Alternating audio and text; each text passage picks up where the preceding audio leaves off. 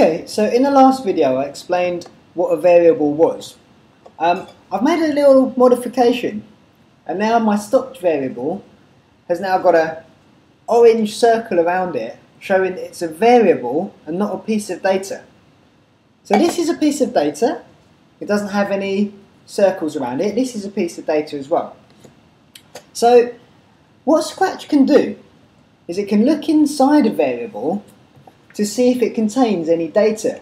So right now I can say to Scratch, I can say if stopped equals yes, then stop moving, stop changing costumes, right?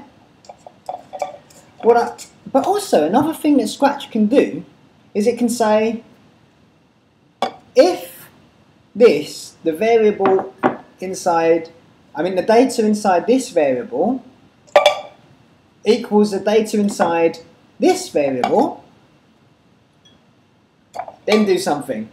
Do these two bits of data match?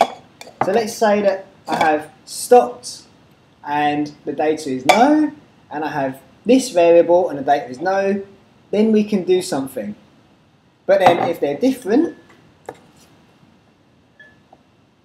we do something else, right? So this is where you went wrong last time. So what you guys have done is you've gone and made three variables.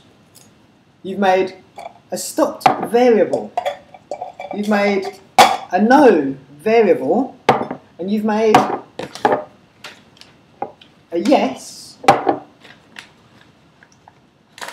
variable.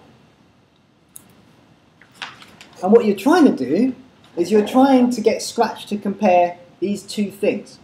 What we want to do is much simpler. You just want to say, what's inside the stopped variable? Is it no data or is it yes data?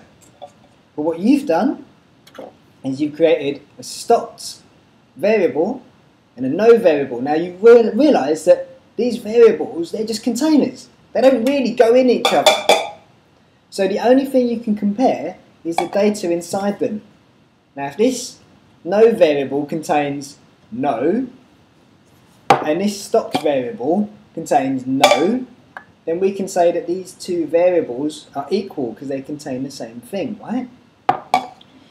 So what you've done is you've made two variables, two containers, and you're trying to compare them against each other.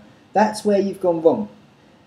And you can see this in your code, because your code has a circle around stopped and a circle around no. What you really need is you need to say if stopped is the piece of data no, then do something. So you only need one variable, not three. This, not this.